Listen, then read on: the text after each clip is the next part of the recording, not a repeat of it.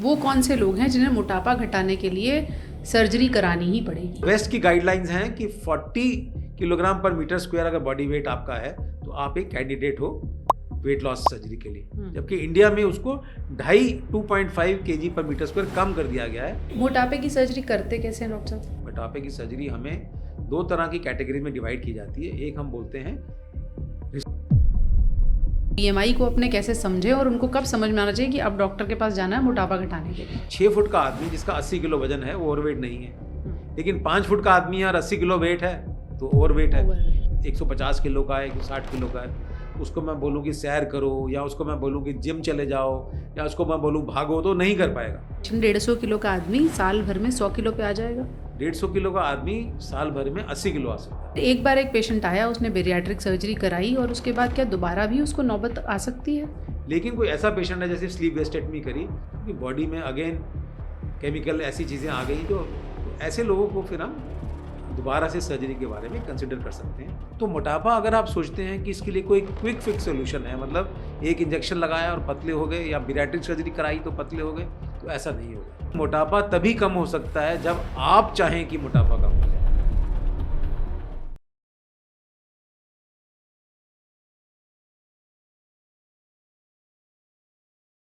मोटापा एक ऐसी समस्या है जिसका इलाज बताने वाले घर से लेकर बाजार तक, रेलवे स्टेशन से लेकर इंटरनेट तक हर जगह मौजूद हैं।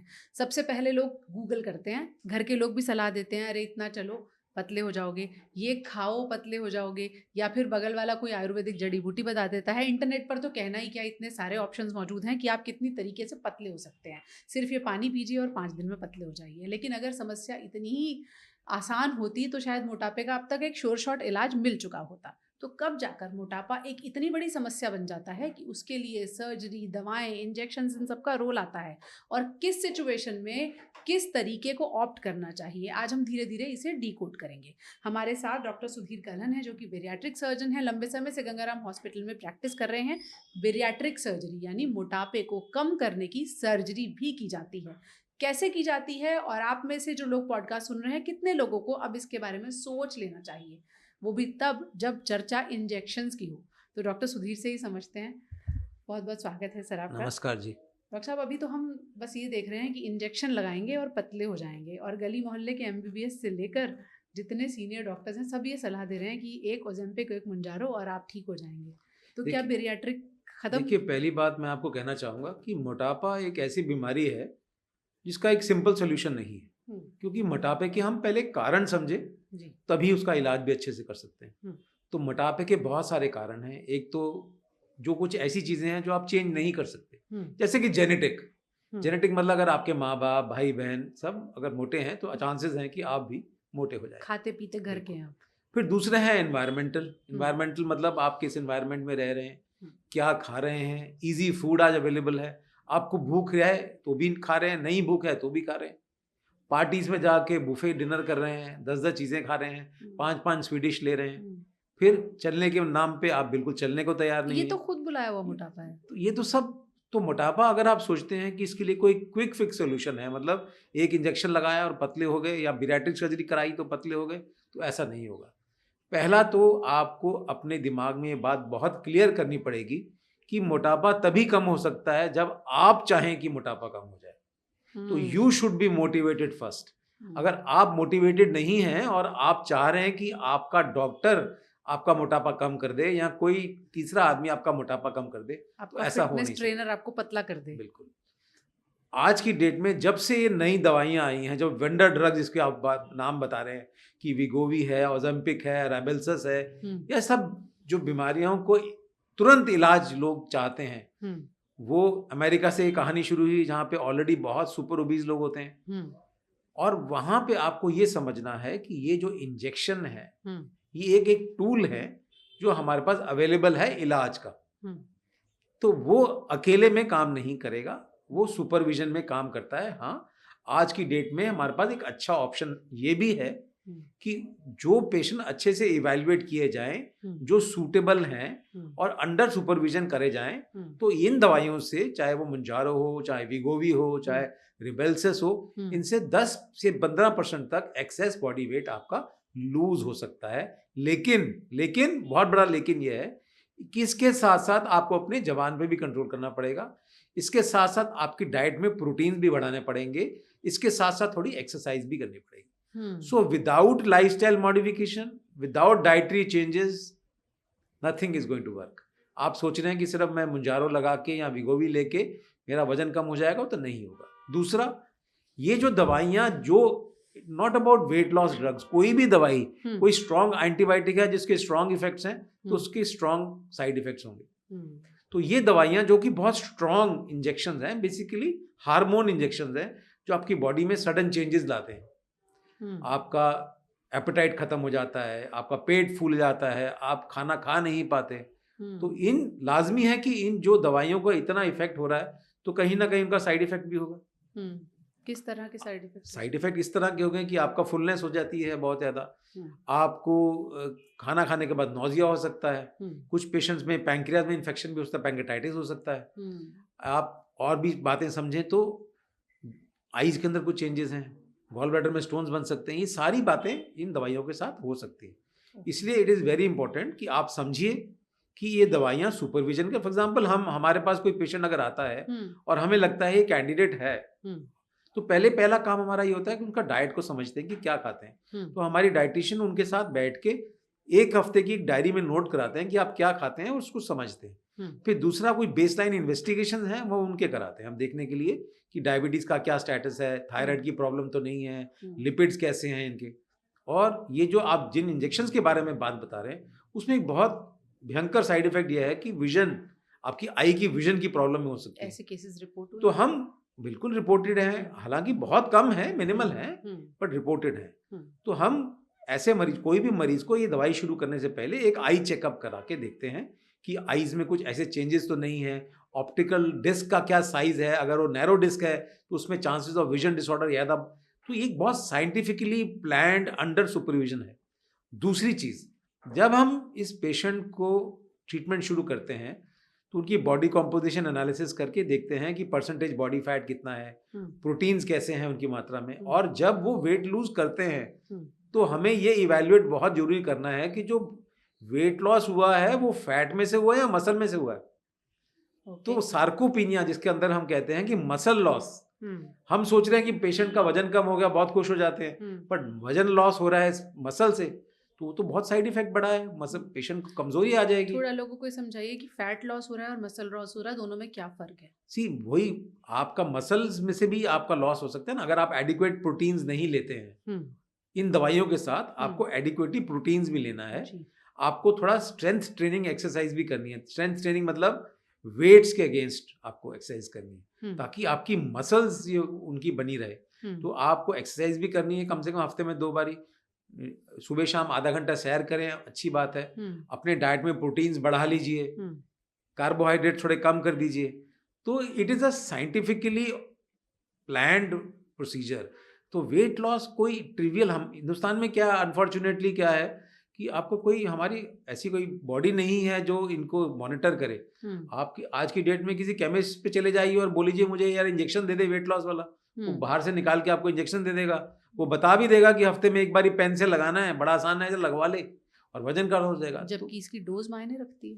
डोज मायने रखती है, कैसे लगाना है वो मायने रखता है, उसके बाद क्या साइड इफेक्ट हो सकते हैं वो मायने रखते हैं। तो कहीं ना कहीं ये वेट लॉस, जो मैं आपको ये बात बता रहा हूँ क्योंकि मैं बहुत फोरम पे एंड ये बात बोलता हूँ, और सबसे बड़ी बात मैं आपको आज की डेट में बता रहा था जो कि बहुत अलार्मिंग है, और हमारे गंगाराम का ही हमने सर्वे किया है कि गंगाराम के आसपास जो स्कूल है उसके अंदर हमने ये बॉडी कंपोजिशन एनालिसिस बच्चों की करके देखी। हमने पाया 30% बच्चे जो हैं ओवरवेट हैं। अब ये 30% जो ओवरवेट बच्चे हैं आगे जाके ओबीज इंडिविजुअल्स बनेंगे। इनमें से 10% को डायबिटीज होगा, 20% को हाइपरटेंशन होगा, 20% को स्लीप डिसऑर्डर होंगे, 20% को मेंटल डिसऑर्डर होंगे, बिहेवियर प्रॉब्लम्स होंगी। तो आज सोच सकते हैं कि इंडिया जो एक यंग कंट्री है, हमारी स्ट्रेंथ क्या है, हमारे बच्चे, क्योंकि हम यंग कंट्री है। अब इस यंग कंट्री में अगर 20% 30% पॉपुलेशन बीमार पड़ जाए या डायबिटीज हो जाए, या तो आप सोचिए कि उस देश के जो आप आज हम बात कर रहे हैं कि हम 4 ट्रिलियन इकोनॉमी हो गया, 5 ट्रिलियन इकोनॉमी हो गया, वो 5 ट्रिलियन में से 3 ट्रिलियन तो आपको अपने लोगों की स्वास्थ्य के ऊपर खर्चना पड़ेगा। तो health is the actual wealth. Please let us all focus on good health. Let us focus on our children. Let us focus on obesity.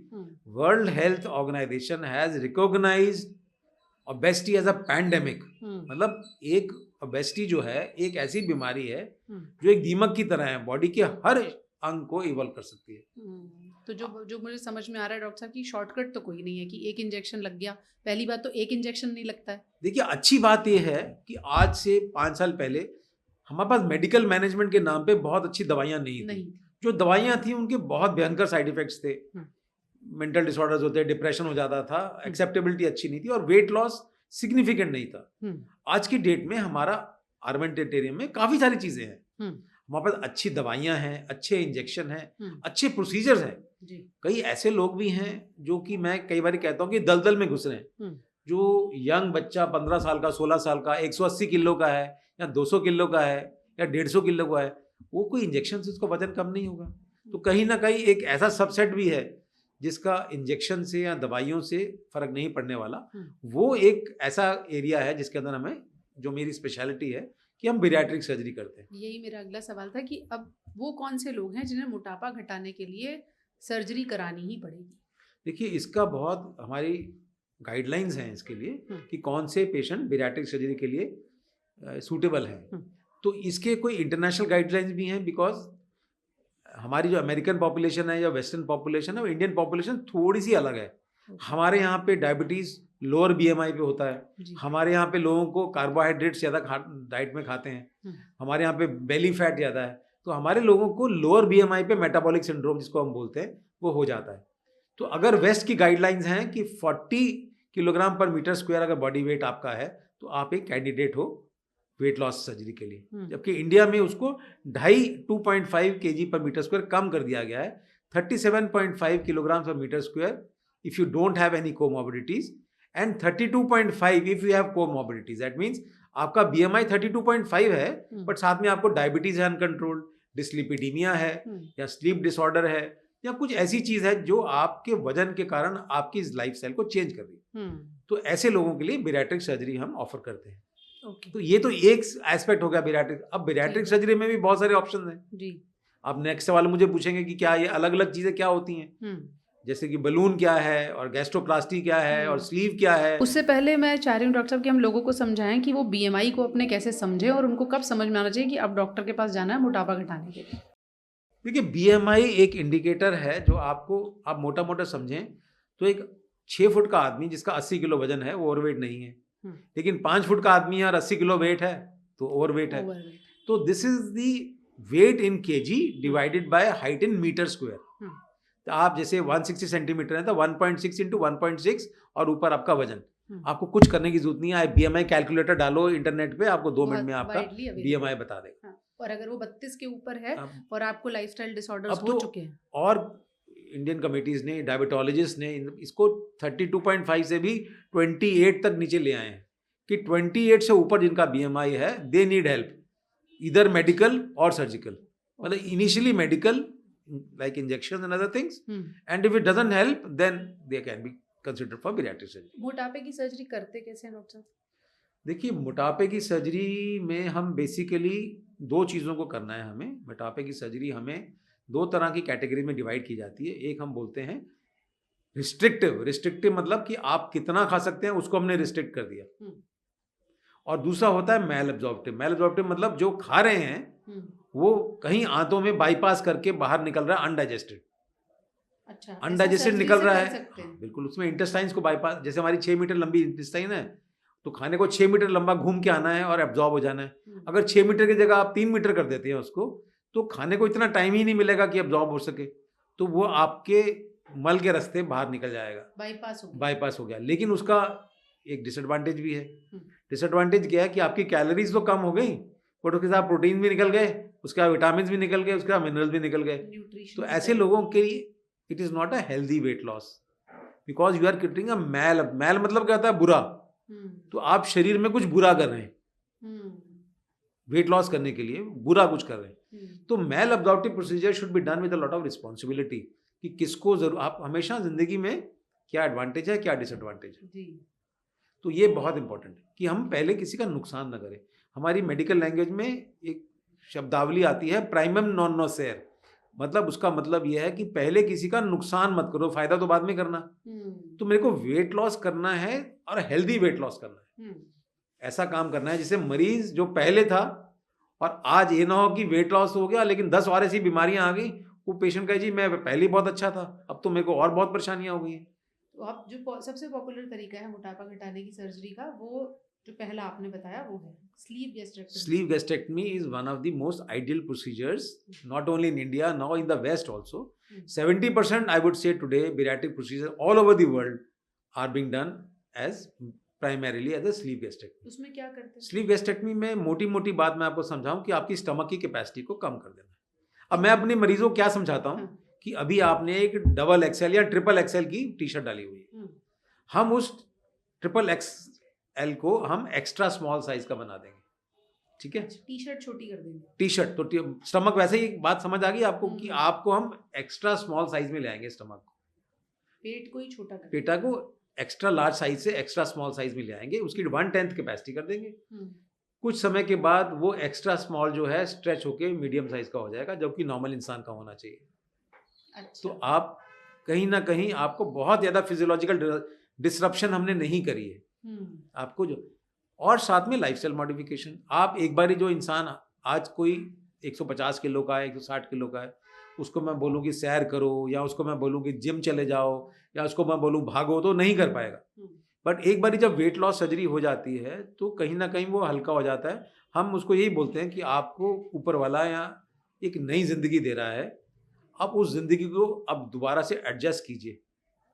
एक बारी हमने आपको आग में से बाहर निकाल के हीलिंग कर दी, आप दोबारा आग में कूदना चाहेंगे तो फिर तो आपको कोई नहीं बचा सकता। So weight loss has a lot of responsibility on the part of the patient also.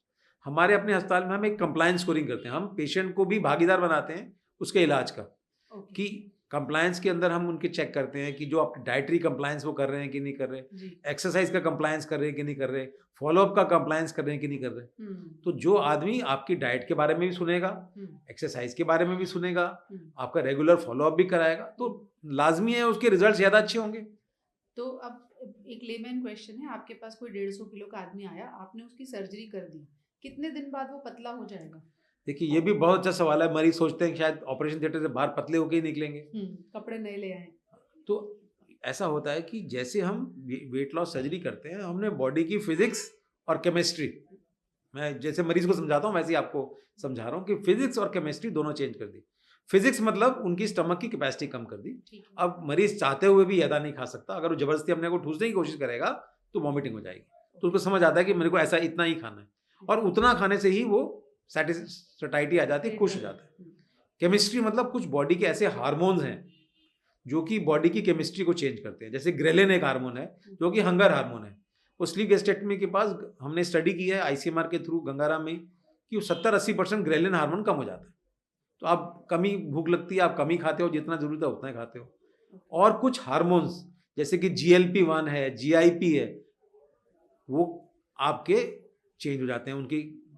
तो GLP-1 तभी तो आपको ये एनालॉग्स जो बने कहाँ से आए, बैरिएट्रिक सर्जरी में जो चेंजेस आए, GLP-1 बढ़ गया, GIP बढ़ गया, या पॉलीपेप्टाइड YY चेंज हुआ, तो तब वहाँ से आइडिया आया फिजिशियंस को या किसको कि क्यों ना हम ये हार्मोन्स ही इंजेक्ट कर दें। तो ये जो इंजेक्शन है वीगोवी और ये सब GLP-1 एनालॉग्स हैं जो कि बॉडी में हमने पंप कर दी हैं एक्सटर्नली, जो कि बॉडी में अपने आप बढ़ जाते हैं बैरिएट्रिक सर्जरी के बाद। इनसे क्या होता है, इनके बढ़ने से? मैंने आपको बताया ना कि हमारे बॉडी में बहुत सारी चेंजेस होती है, कि जैसे बताया आपकी गैस्ट्रिक एम्पटिंग स्लो डाउन हो जाती है, तो आप जल्दी पेट भर जाते हैं। फिर हमारी जो बॉडी के अंदर इंसुलिन रेजिस्टेंस होती है ऐसे लोगों के अंदर, वो इंप्रूवमेंट हो जाती है, हमारा ग्लूकोज मेटाबॉलिज्म इंप्रूव हो जाता है। तो डायबिटीज के शुरू तो डायबिटीज के इलाज से हुआ था ये, बिल्कुल जो शुरू हुई थी वो डायबिटीज के इलाज से शुरू हुई थी। उसके बाद उन्होंने देखा रहा इतना अच्छा वेट लॉस है, तो why not then they apply to FDA कि why not only for weight loss. तो ओजेम्पिक और वीगोवी थी वो अप्रूव हुई हैं only for weight loss also, जबकि पहले जो राइबल्सस आई थी वो अप्रूव हुई थी ओनली फॉर ओबीज डायबिटिक्स, जो डायबिटिक्स हैं और ओबीज भी हैं। तो ये तो खेल है एक। जब आपने पेट घटाने की सर्जरी की किसी मरीज की, वही जो मैंने कहा कि 150 किलो का है, अब कितने दिन में जाके उसका वजन कितना? देखिए वही मैं बता रहा हूँ आपको कि वेट लॉस जो होता है, हेल्दी वेट लॉस जो होता है, वो स्लो एंड ग्रेजुअली होता है। बॉडी को इतना समय मिलना चाहिए अपने आप को रीएडजस्ट करने के लिए। तो मैं एग्जांपल देता हूँ, जैसे आप 150 किलो का है तो फर्स्ट मंथ में about 7 to 8 kg weight loss हो जाएगा। फिर कुछ समय के लिए स्टेबलाइज होगा, प्लेटू होगा, फिर 3-4 किलो कम होगा, फिर स्टेबलाइज होगा, फिर 3-4 किलो कम होगा। तो 60 to 70% of the excessive weight loss will be achieved in 6 to 8 months time, and rest of the weight loss depends on the compliance of the patient. वो कितनी मेहनत कर रहा है, जो रेगुलर एक्सरसाइज कर रहा है, डाइट कर रहा है, तो उसका अच्छा वेट लॉस होगा। जो कंप्लायंस नहीं कर रहा उसका कम वेट लॉस होगा। मोटी मोटी सी बात है।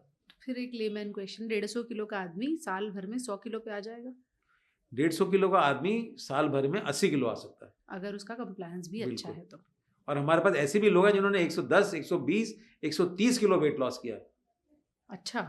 To start off with, they were 230 kg and they were motivated. Generally, I have seen the younger people. 230 kilo? हाँ जी, 230 किलो में अगर आपको फोटोज उनकी दिखाऊंगा तो आप हैरान हो जाएंगे कि ऐसे लोग हिंदुस्तान में भी नजर आते हैं। पहले हम सिर्फ अमेरिका में देखते थे सुपर ओबीज इनको बोलते हैं। आई रिमेम्बर आपने मुझे बताया उसके लिए ओटी टेबल भी अलग ही होती है। बिल्कुल, हमारे बैरिएट्रिक सर्जरी का जो ओटी है वो सेपरेट है। नॉर्मल आदमी उस पर, अगर आप किसी मोटे आदमी को लटकाओ तो वो इधर उधर लटक जाएगा, तो वो वेट इतना ले नहीं सकता। तो बैरिएट्रिक टेबल भी अलग होती है, उनकी स्ट्रेंथ अलग होती है, उसमें एडिशनल वाइडर सीट्स होती हैं। इतने मोटे कैसे हो जाते हैं सर लोग?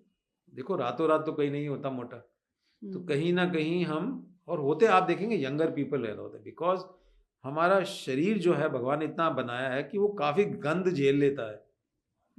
You will see that most of them at 25-30 years when they become overweight, till 40 years they carry on and then they suddenly collapse. Collapse with diabetes, heart diseases, joint problems, knees बैठ गए, spine बैठ गई। तो वही कहीं ना कहीं हमें, मैं बार बार ये बात बोल रहा हूँ, आइडियल होगा स्कूल हेल्थ पे फोकस करके प्रिवेंशन करना, लेटर सीनियर स्कूल्स में स्क्रीन करना, अर्ली इंटरवेंशन करना, और जो सुपर ओबीज हैं, जो एडोलेसेंट ओबेसिटी है, तो सुपर ओबीज है जो हमें पता है कि किसी तरीके से उनको बैरिएट्रिक सर्जरी के सबसे ज्यादा, मैं अपनी प्रैक्टिस बताऊंगा 25 साल की, तो मेरे सबसे अच्छे रिजल्ट्स एडोलेसेंट ओबेसिटी के अंदर आए हैं, because they are young people who will respond very well to the treatment. These are young people who are motivated, and the biggest motivation is your girlfriend or boyfriend, and the desire to get married. Parents also, किसी तरह doctor साहब इनका वजन इतना कर दो कि शादी हो जाए इसकी, you know? शादी वाली एज पे सबसे ज्यादा मरीज आते हैं? बहुत, उसी एज में ज्यादा ग्रुप आते हैं, उसी एज में आते हैं, उसी एज ग्रुप में आते हैं। कोई रिस्ट्रिक्शन नहीं है बैरिएट्रिक सर्जरी के लिए, कभी भी की जा सकती है? देखिए, एज की एक रिस्ट्रिक्शन ये है कि हम यंगर साइड में, लोअर साइड में देखेंगे तो 14 ईयर से नीचे नहीं करना चाहिए, बिकॉज बॉडी की डेवलपमेंट अभी बोन की हो रही है। You don't want to create a malnutrition when a child is growing. तो स्केलेटल मैच्योरिटी देख के, सब चीजें देख के तभी हम डिसाइड करते हैं। Okay. Above broadly 65-70 depending on how fit the patient is for anaesthesia. General anaesthesia के लिए फिट हैं, 70 ईयर्स के हैं, वेट लूज करना चाहते हैं, बेटर क्वालिटी ऑफ लाइफ चाहते हैं, तो yes, you can evaluate and take them up for surgery also. जब सर्जरी होती है उसके बाद किस तरह की दवाएं पेशेंट को दी जाती है? देखिए, मोटा मोटा अगर आप देखें, दवाइयों से ज़्यादा उनको हम डाइट मॉडिफिकेशन पे जाते हैं। शुरू में जैसे हम लिक्विड डाइट पे रखते हैं, फिर सॉफ्ट डाइट या प्यूरेड फूड, फिर उसके बाद कितना वॉल्यूम खाना है, प्रोटीन्स कितने लेने हैं, तो एक डिसिप्लिन जिंदगी में लाना जरूरी होता है। कितने दिन तक सॉफ्ट डाइट और लिक्विड डाइट पे चलता है पेशेंट? आपको पहले 10-15 दिन लिक्विड डाइट पे, फिर महीना भर सॉफ्ट डाइट पे, उसके बाद क्वांटिटी रिस्ट्रिक्शन, क्या खाना है क्या नहीं खाना, हाई शुगरी चीज़ें नहीं लेनी, हाई कार्बोहाइड्रेट्स नहीं लेने, प्रोटीन डाइट में बढ़ाने हैं, ये सब चीज़ें। But I have seen children when they lose 7 kg 8 kg weight, पहले 5 किलो में ही आपको अपनी जिंदगी में डिफरेंट नजर आ जाएगा ना। When the children come to me, I feel so happy that कि डॉक्टर साहब अब तो मैं सीढ़ियां भी भाग लेता हूँ, अब मैं इधर भी चला जाता हूँ, अब मेरा दिल ही नहीं करता लिफ्ट लेने का। So these are the motivated children, they will then follow your advice because they can see the changes in themselves. और खास करके जैसे उन्होंने डीपी पिक्चर डाली और 4 लाइक्स आ गए उसमें, गर्लफ्रेंड ने कह दिया अरे तू तो बहुत स्मार्ट लग रहा है, बस मोटिवेशन आ गया, फिर तो आप जो कहोगे वो मानेंगे। तो आप पहले पूछते हैं गर्लफ्रेंड बॉयफ्रेंड है तुम्हारा तो ठीक है, वो तो नेचुरल चीज है, किसका नहीं होगा, और कौन नहीं अच्छा देखना चाहता। आज की डेट में सोशल मीडिया में हर आदमी चाहता है कि मेरी डीपी पिक्चर अच्छी हो जाए, पहला काम वही करते हैं। मेरे जितने भी ओबेसिटी वाले पेशेंट ठीक होते हैं, पहला काम यही करते हैं, अपनी डीपी पिक्चर चेंज करते हैं। और अच्छी बात है, physical fitness is very important, why not, everybody has the right to look good और बी हैप्पी एंड मैं ये कहता हूँ कि अंदर से स्वस्थ बनो ना, बाहर से अगर आप सिर्फ फिजिकल फिटनेस पे मत, तो ये बहुत इंपॉर्टेंट। लिमिटेशंस क्या हैं डॉक्टर साहब, किन की नहीं हो सकती बैरिएट्रिक सर्जरी? देखिए, मोस्टली आप जो पेशेंट जनरल एनेस्थीसिया के लिए अनफिट है, अनकंट्रोल्ड डायबिटिक्स हैं, तो पहले डायबिटीज कंट्रोल कीजिए। चेस्ट बहुत ख़राब है, यही ऐसे मोटे लोग होते हैं, सांस मतलब ऐसे मरीज़ भी हमारे पास आए हैं जो 1 साल से वेंटिलेटर पे थे, बाईपैप पे थे और कुछ नहीं। तो हम उनको यहाँ एडमिट करके पहले 15 दिन हमारे चेस्ट फिजिशियन के साथ मिल के उनको ऑप्टिमाइज़ करते हैं, नेबुलाइज़ करते हैं, फिट करते हैं एनेस्थीसिया के लिए, फिर उनको ऑपरेट करते हैं बैरिएट्रिक सर्जरी में। फिर वो जब वज़न कम करते हैं तो फिर सारा मशीन से बाहर निकल आते हैं बाईपैप से। मोटापे की वजह से लंग्स और सारा हार्ट पे मोटापे की वजह असर? से। Because lungs become so heavy they are not able to breathe. उनका और जो पेट का वज़न जो छाती पे जा रहा है तो सांस ही नहीं ले पाते। And they will die otherwise. I mean, I am not mincing my words. These people will die. These are so obese that they are going to die without treatment. Okay. So that the end of this thing. वो एक दलदल में, मतलब वही बोलता हूँ कि दलदल में है, एक हाथ बाहर निकाल के कह रहे हैं बचा लो।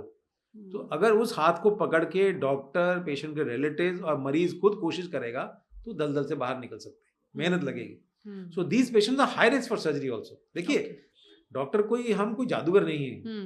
दीज पेशेंट, अगर एक नॉर्मल आदमी को एक्स रिस्क है सर्जरी का, इनको 10 टाइम्स एक्स रिस्क है। तो जो आपके से कॉन्फिडेंस रखते हैं, जो मोटिवेटेड हैं, उन्हीं को आप सर्जरी कीजिए। तो एक साइकेट्रिक इवैल्यूएशन बहुत इंपॉर्टेंट है।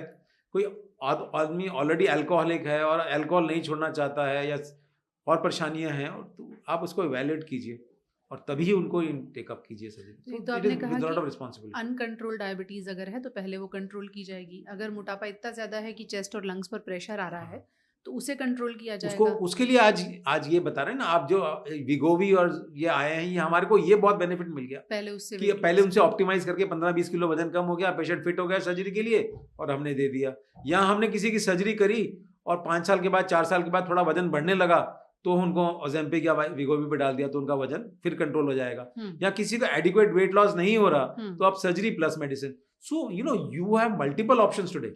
और कोई ऐसे लोग जिनके लिए कॉन्ट्रा इंडिकेटेड है कि नहीं, ये फिट नहीं है, किडनी फंक्शन, लिवर फंक्शन कितना मायने रखते हैं बैरिएट्रिक सर्जरी? कई ऐसे पेशेंट्स हैं हमारे, कई ऐसे पेशेंट हमारे पास ऐसे भी आते हैं, because Gangaram is a major centre for liver and kidney transplant, कि वो इतने मोटे हैं कि वो सर्जिकली पॉसिबल नहीं है उनका ट्रांसप्लांट करना। तो कई बार वो हमारे पास पहले भेजते हैं कि बैरिएट्रिक सर्जरी करके इनका कुछ वजन कम कर दो भैया, उसके बाद इनका ट्रांसप्लांट कर दें हम। या कोई ऐसे ट्रांसप्लांट के पेशेंट है जो कि अब वजन उनका बढ़ता जा रहा है और उसके कारण उनकी परेशानियां हो रही हैं, तो वो कहते हैं अब किडनी ट्रांसप्लांट हो चुका, उसके बाद वजन बढ़ता जा रहा है, अब फिर दोबारा किडनी पे जोर आने लगता है। बिकॉज किडनी ट्रांसप्लांट किए हुए पेशेंट का भी आप बैरिएट्रिक सर्जरी कर सकते हैं। बिल्कुल, अगर वो अनकंट्रोल वेट गेन हो रहा है उनको और परेशानी हो रही है तो आपको इवैल्यूएट करके ये सब लोग, देखिए ओबेसिटी जो है ना, तो मोटे तौर पर ऐसी कोई लिमिटेशन नहीं है कि कोई candidate fitness for anaesthesia is the, I think the most important thing, whether these patients are fit for anesthesia or not। और दूसरी चीज, कोई ऐसा एंटीकोगुलेंट या कोई ब्लीडिंग डिसऑर्डर तो नहीं है। अगर कई ऐसे कार्डिक पेशेंट्स होते हैं जो बाईपास हुआ है और वेट बढ़ गया, तो हम पहले कार्डियोलॉजिस्ट से मिलके उनकी खून पतला करने की दवाइयों को कम करते हैं, फिर उनकी सर्जरी करते हैं और कुछ समय के बाद फिर दोबारा वो शुरू कर देते हैं। ओके। तो ये पहली बात है कि बैरिएट्रिक सर्जरी तो ऐसे ही अस्पतालों में करनी चाहिए जहाँ पे मल्टी स्पेशलिटी अवेलेबल हो। Okay. it should not be done at a small place। जी डॉक्टर सुधीर, एक बार एक पेशेंट आया, उसने बैरिएट्रिक सर्जरी कराई और उसके बाद क्या दोबारा भी उसको नौबत आ सकती है? देखिए, आपका जो क्वेश्चन है वो रिविजनल बैरिएट्रिक सर्जरी के बारे में, कि आप कभी ऐसा होता है, देखिए बिकॉज हमारी जो बॉडी ऐसी अडेप्टेबिलिटी है कि गट अडेप्टेबिलिटी जैसे बोलते हैं, या non compliance of the patient है, तो some patient will regain weight. तो हमारे अपनी हॉस्पिटल की पॉलिसी ये है कि I would evaluate that patient कि क्या वो कंप्लायंस नहीं कर रहा है इसलिए रीगेन किया। अगर तो रीगेन किया है नॉन कंप्लायंस के कारण, तो उसको कुछ भी करोगे आप प्रोसीजर तो वो नहीं चेंज होगा। लेकिन कोई ऐसा पेशेंट है जैसे स्लीप वेस्टेक्टमी करी, 6-7 साल के बाद वेट रीगेन होने पड़ा, आपने पता है मरीज अच्छा कंप्लायंस भी है, सब कुछ है, बट नहीं हो रहा क्योंकि बॉडी में अगेन केमिकल ऐसी चीज़ें आ गई जो, तो ऐसे लोगों को फिर हम दोबारा से सर्जरी के बारे में कंसिडर कर सकते हैं। इस बार हम उनकी सर्जरी को चेंज करेंगे। पहले हमने रिस्ट्रिक्टिव की थी, अब उसको हम मैल एब्जॉर्प्टिव, मतलब उसमें एक मैल एब्जॉर्प्शन का कंपोनेंट भी डाल सकते हैं। अच्छा। क्योंकि अगर वो नहीं डालेंगे तो we are losing this patient, वो फिर मोटा हो जाएगा। हाँ, तो उस पेशेंट के अंदर विद लॉट ऑफ रिस्पॉन्सिबिलिटी, ऐसे आदमी का जो समझ रहा है कि मैल एब्जॉर्प्शन क्या है, उसको पता है कि रेगुलरली आके मुझे आना है, उसको पता है कि मुझे प्रोटीन सप्लीमेंट लेने पड़ेंगे, और सब कुछ समझ के आपके साथ बैठ के फिर ऐसे लोगों को आप रिविजनल सर्जरी के लिए भी कंसिडर कर सकते हैं। कुछ सालों पहले जब बेरियाट्रिक सर्जरी आई और बहुत रेज में रही, उस दौरान बहुत सारे ऐसे केसेस भी हुए जिसके बाद लोग डरे कि नहीं, बेरियाट्रिक कराने से प्रॉब्लम्स हो सकती हैं। नहीं, वो मैं किस आपकी वजह बात से समझ हुआ? रहा हूँ कि कुछ जी, ऐसे वीआईपीज, कुछ ऐसे पॉलिटिशियंस क्या जी, कुछ प्रॉब्लम हुई। जी। देखिए, पहली बात मैं आपको ये बोलना चाहता हूँ कि आप पहले समझिए ये कौन से इंसान है। ये ऐसे इंसान हैं जो दलदल में घुस रहे हैं, हुँ, और अगर आपने कुछ नहीं किया तो ये तो उनके ऊपर writing is on the wall that they are going to die. मतलब वो there is no, complicated cases हैं already. They are already complicated cases, they are going to lose their life if we don't help them. जी। So आप एक subset of population पे काम कर रहे हैं जो कि हाई रिस्क वैसे ही हैं। हुँ, कहीं at the end of the tunnel अगर आप सक्सेसफुली उनकी सर्जरी कर देते हैं या इंजेक्शन लगा लेते हैं, कुछ कर सकते हैं, हुँ, तो मे बी 100 में से 90 लोगों को बचा पाएंगे आप, 100% को तो नहीं बचा पाएंगे। राइट। तो कहीं ना कहीं आपको ये डिसाइड करना है, again if you choose your procedure well. अगर आप हुँ, कोई बहुत लंबा चौड़ा ऑपरेशन की बजाय, आपको पता है ये हाई रिस्क पेशेंट है यार, ज़्यादा टाइम नहीं लगाना, हुँ, एक सिंपल प्रोसीजर स्लीव गैस्ट्रेक्टमी करते हैं, बाईपास नहीं करते। यहाँ कोई ऐसा पेशेंट अनकंट्रोल डायबिटीज है, डिस्लिपिडीमिया है, रिफ्लक्स डिजीज है, आपको पता है बाईपास ही करना है। हुँ, फिर जो टीम रेगुलरली कर रही है उसको इस चीज आता है, उनकी एनेस्थीसिया टीम भी ट्रेंड है, आप भी ट्रेंड हो। जो काम कोई 4 घंटे में करेगा आप 2 घंटे में या 1.5 घंटे में कर लोगे, हुँ, क्योंकि आप बार बार वो चीज कर रहे हैं। हुँ, आपकी टीम जैसे कोरियोग्राफ नहीं होती, आपने देखा राइट, कि हाँ, डांस कर रहे हैं, उसको मास्टर जी को पता है तबला किसने बजाना है, हारमोनियम किसने सब बजाना है, सिंक में है। तो एवरीबॉडी इन सिंक। हाँ, बिल्कुल। तो इसका मतलब ये है कि जब ज़रूरत हो तब मोटापे की सर्जरी से भी डरना नहीं चाहिए।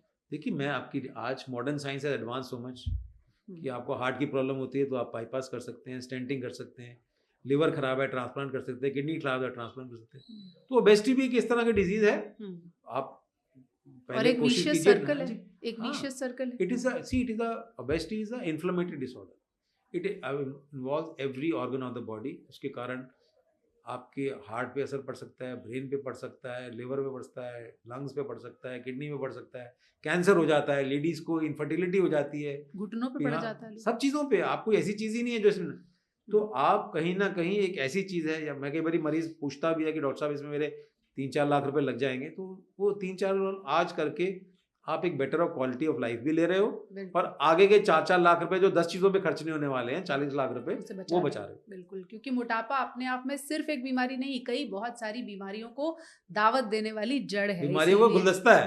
गुलदस्ता है। इस गुलदस्ते को जितना छोटा और समय रहते बिल्कुल। छोटा कर लेंगे, उतना आपकी सेहत के लिए अच्छा रहेगा। मोटापे की सर्जरी से जुड़े हुए बहुत से सवाल हमने एड्रेस करने की कोशिश की है, फिर भी कुछ मन में हो तो आप कमेंट सेक्शन में उसे छोड़ सकते हैं। एक्सपर्ट्स के ज़रिए हम आप तक उनके जवाब भी पहुँचाएँगे। Thank you so much doctor Kalan, आपने थैंक यू जी, बेरियाट्रिक सर्जरी को बहुत आसान तरीके से समझाया। Thank you so much. Thank you sir.